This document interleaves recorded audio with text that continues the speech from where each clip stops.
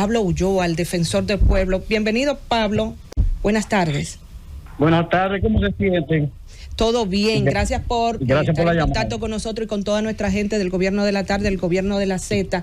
Bueno, estamos haciendo contacto contigo a propósito del tema en cuestión del incendio que en el día de ayer pues ha impactado a la cárcel de La Victoria y de la que ahora el Ministerio Público ha dicho que ya hay 11 fallecidos. Hemos visto cómo tú, desde la Defensoría del Pueblo, te has constituido en esa voz de importancia, sobre todo llamando la atención en torno al sistema penitenciario dominicano que está colapsado. Hablamos de una cárcel de La Victoria con una sobrepoblación de casi 8 millones, casi 8.000 presos, donde caben, se habla de 2.000. ¿Qué te dice esto que estamos viviendo en el día de hoy? La cárcel de La Victoria es el monumento más grande de ineficiencia penal de la República Dominicana. No puede ser posible una instalación para 1.000 personas que tenga 8.000 personas.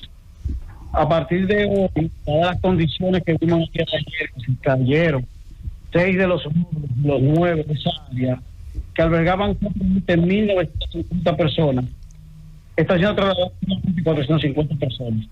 ¿Qué vamos a hacer con las otras 1.500 personas que dormían de una manera urgente y denigrante, que tenían que pagar hasta 1.500 pesos semanal para que el preso pudiera dormir en el piso, cuando ahora no tengan esos espacios? Nosotros tenemos que intervenir las cárceles y entender que tanto La Parra como San Juan de la Maguana tienen las condiciones para albergar parte del sistema penitenciario. Es imposible que 25.000 personas en República Dominicana estén en 16.000 espacios, que es lo que tiene el sistema penitenciario del país.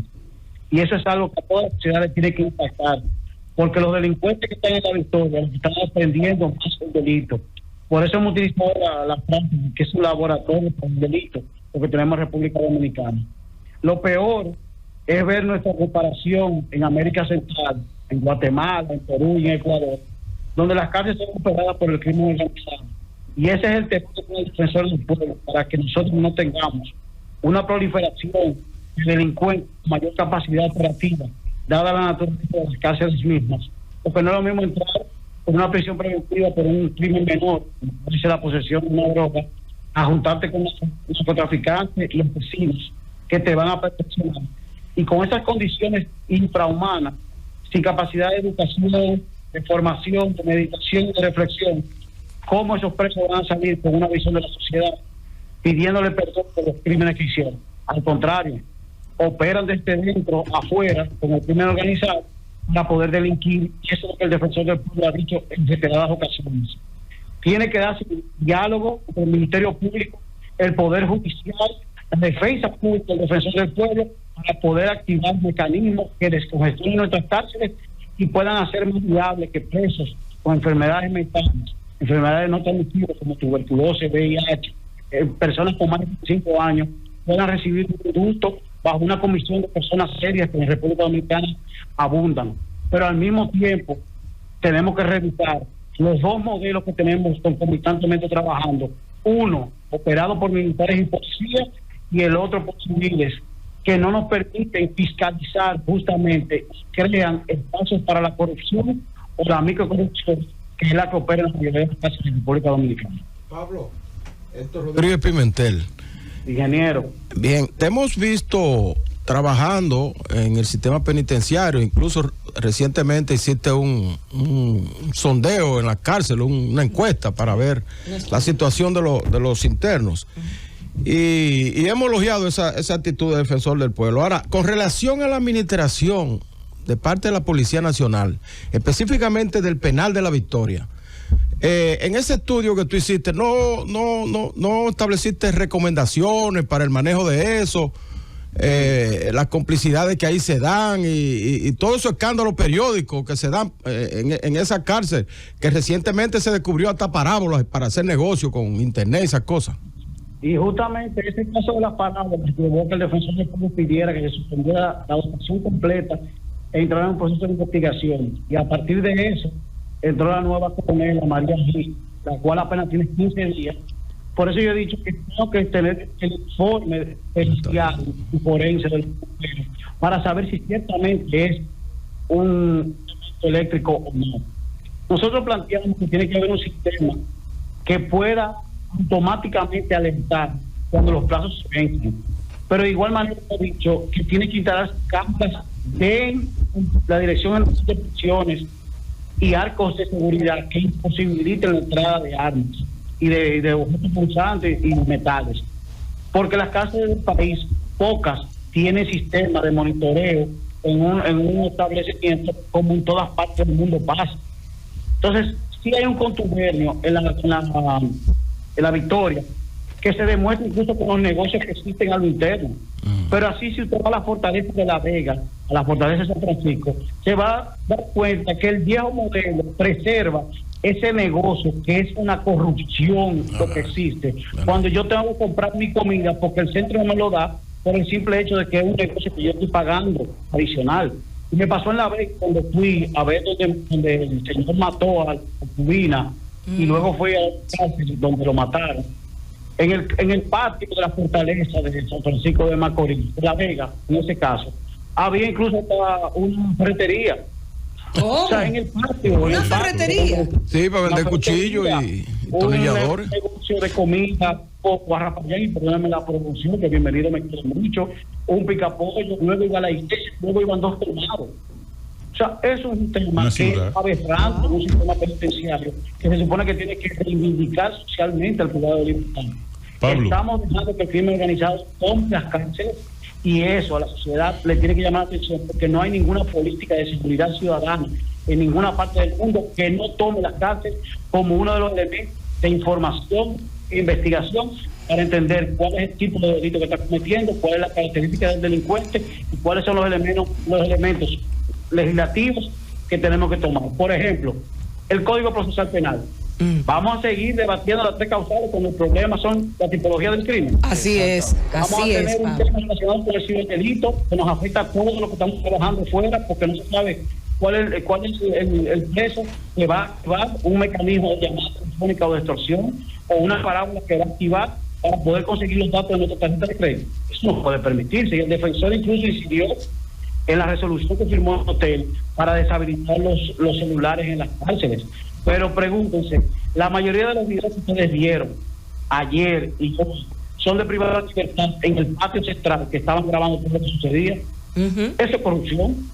No puede haberse en las cárceles. Pablo, buenas tardes. Fausto Montes de Oca, de este lado. Doctor, ¿cómo se siente? Muy bien. Pablo, todo el tema de la Victoria, no desde ahora, sino de hace 40 años, está documentado lo que pasa ahí. Eso es un monumento, vamos a decir, a la ignominia en este país.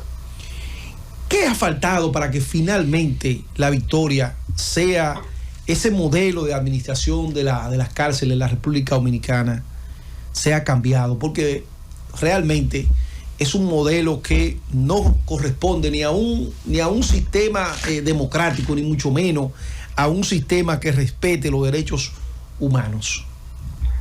Mira, yo estuve en Taiwán y la cárcel que utilizaba, en este caso el presidente, que era el dictador, la convirtieron en un museo. La Victoria solo sirve para reivindicar lo que son las vejaciones ante los derechos humanos. La Victoria no tiene naturaleza en una sociedad como la que estamos hablando contemporáneamente como tal. Estuvo bien quizás en la dictadura o posterior, pero ahora mismo lo que nosotros estamos teniendo es un espacio donde las madres lloran y donde los privados de libertad aprenden cómo el crimen se puede hacer mejor. Pero peor, tenemos un grupo de delincuentes que tienen todas las condiciones para vivir mejor adentro que afuera, que se basan en la corrupción. Ahora, mi posición siempre ha sido firme. Vamos a hacer una auditoría forense de las 2 cárceles que se dejó.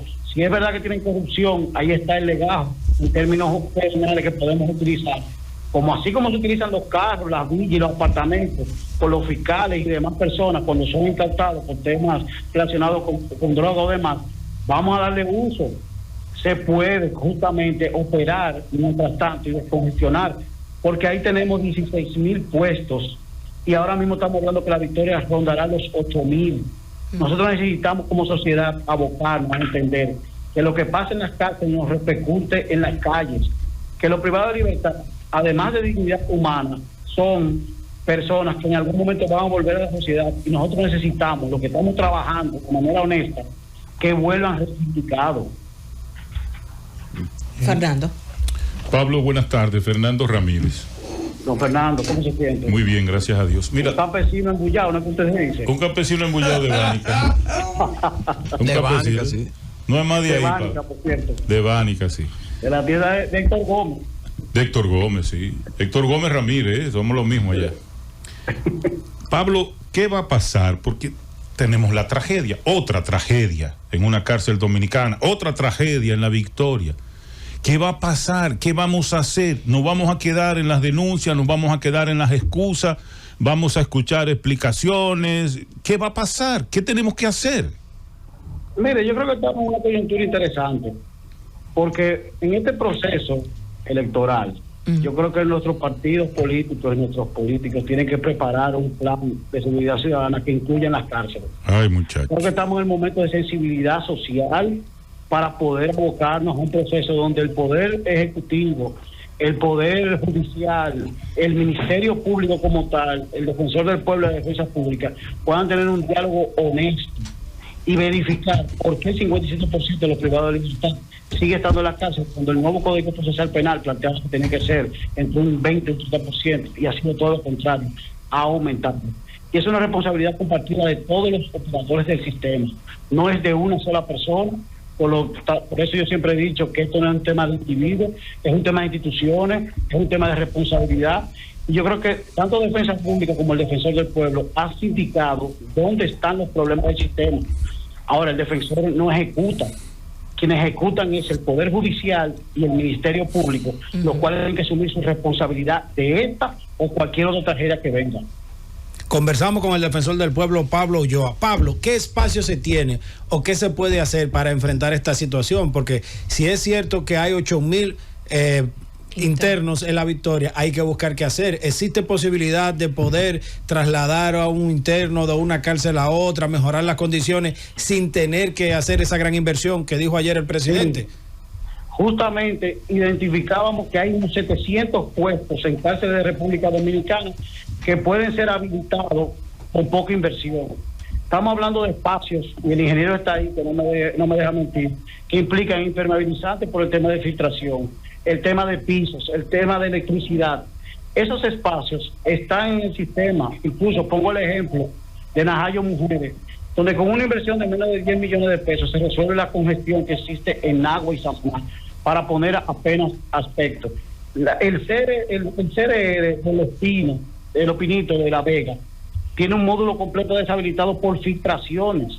O sea, no estamos hablando de una inversión multimillonaria de 1.000 millones de pesos. Estamos hablando de 10, 5, 8, 7, que permiten que el Ministerio de Vivienda, que fue a la institución que le pasaron el tema de la agricultura, pueda habilitar esos espacios, y estamos hablando de 700. Tú le sumas los casi 1.000 personas que tienen salud mental, más de 35 años, y enfermedades no transmisibles como VIH y tuberculosis, tú tienes 1.700 personas que pueden tener unas condiciones distintas y descongestionar el sistema, como está el día de hoy, sin tener que gastar millonadas para poder habilitar esos espacios. Así es. Pablo, y ya para concluir, aquí hemos estado debatiendo si realmente ha funcionado el nuevo sistema penitenciario, sí o no. Sí y no. ¿Por qué? Sí, porque tiene condiciones administrativas que permiten que un civil asuma las cárceles y que la repercusión penal le recaiga. Y lo explico. No es lo mismo a un civil que tiene el procedimiento penal de todos nosotros, a un militar, un policial que tiene un procedimiento distinto desde el punto de vista de lo que es el derecho militar. El civil tiene que presentar declaración jurada. Al inicio y a salida tú lo puedes solicitar, el militar y el policía no. Ya ese simple hecho te limita, combate la corrupción, porque tú no sabes cuánto uno está llevando el administrador o comandante de una cárcel, y ese es un punto esencial para entender quién es que está pagando, cuánto está pagando y dónde está pagando, porque el rastro del dinero te da a ti efectivamente las características del delito. Ahora, sumado a eso, que tú tienes un proceso de manejo y uso de fuerza distinto de un guardia, como le llaman, PTP, que el uso manual de fuerza es distinto al policía o al militar, también desde el punto de vista de la dignidad, de trato del recluso, es diferenciador, porque en vez de ser agresivo, lo que es buscar la estabilización del delincuente, en este caso el agresor, dentro del mismo recinto. Además, los mecanismos de manejo de la pena a lo interno también es diferente entre la visión de un civil con un militar o un policía. Por lo tanto, si nosotros hubiésemos concluido el proceso de implementación del nuevo modelo sistema penitenciario a todas las cárceles, hubiésemos tenido características que pudiéramos discutir. Anamuya de Higüey está sobrepoblada, pero del nuevo modelo. Ahora, que ya ahí hubo una tragedia grande. Claro, por eso te lo pongo. Sí. Porque estamos conscientes de la situación, Fernando. Y es igual, cuando te hablo de la Victoria, que es del viejo modelo, San Francisco, La Fortaleza y Las Vegas de la Fortaleza, Asua, son del viejo modelo.